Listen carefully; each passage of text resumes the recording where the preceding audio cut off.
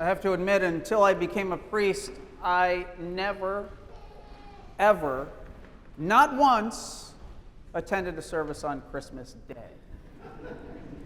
Growing up, we always went on Christmas Eve, partly because that's when the kids' choir sang and the pageants took place, and partly because that's when everybody went. That was just the tradition of the parishes we attended. But also, if my parents tried to drag me away from my new toys on Christmas morning, well, that would have caused a whole Christmas rumpus, and not in a good way. But I've come to love this service. There's a sense of stillness after the storm. The shepherds have returned to their fields. The multitude of angels have dispersed. The animals have settled down. The baby has stopped crying.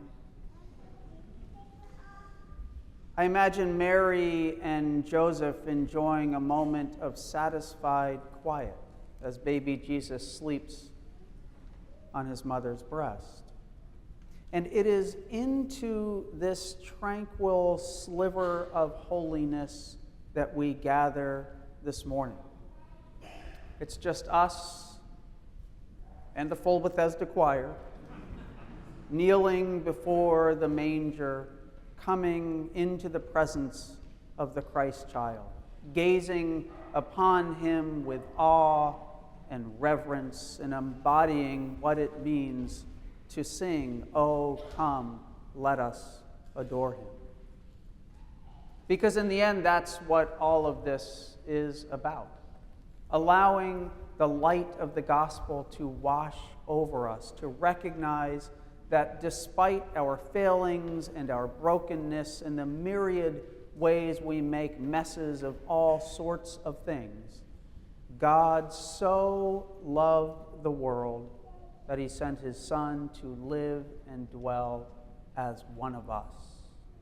And while we can parse this out and read books and do Bible studies and have theological debates, our only possible response to the miracle of Christmas is joy and wonder and amazement at God's willingness to take on human flesh and enter our world in the form of Jesus Christ. For all humanity, yes, but also most especially and specifically for you. For you. As the writer David Brooks wrote in a column last week, faith is more like falling in love than it is like finding the answer to a complicated question. And that is a deep truth. So on this day, ours is simply to revel in the light that has come into the world, this light that shines in the darkness, this true light, the light of all people, the light of hope, the light of Christ. Now, I know that for us, the image of light and dark, which is so prevalent in the words we hear from John's Gospel on Christmas morning, just isn't as powerful as it was not many generations ago.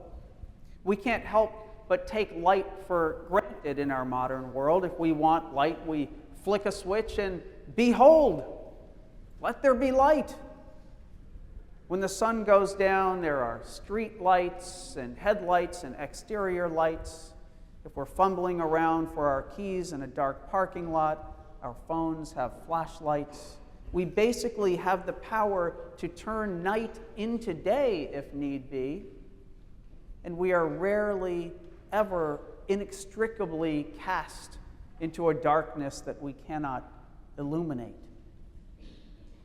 But even though we can't necessarily relate to the fullness of the primal interplay between light and dark, we can very much relate to metaphorical darkness, to the darkness that is unleashed upon the world in the form of hatred and violence and bigotry, to the darkness that allows human beings to treat one another with utter cruelty, to the darkness that sometimes creeps into our own souls.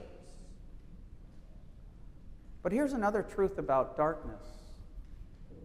Light shines brightest when it's dark. When you light a candle in a dark room, like when the power goes out at night, it shines so much brighter than it does when you light a few candles at the dinner table. There's a reason the candlelight service is held on Christmas Eve rather than Christmas Day. If we all held up candles right now, you wouldn't even be able to tell much of a difference. Light simply shines brighter when set against a backdrop of darkness.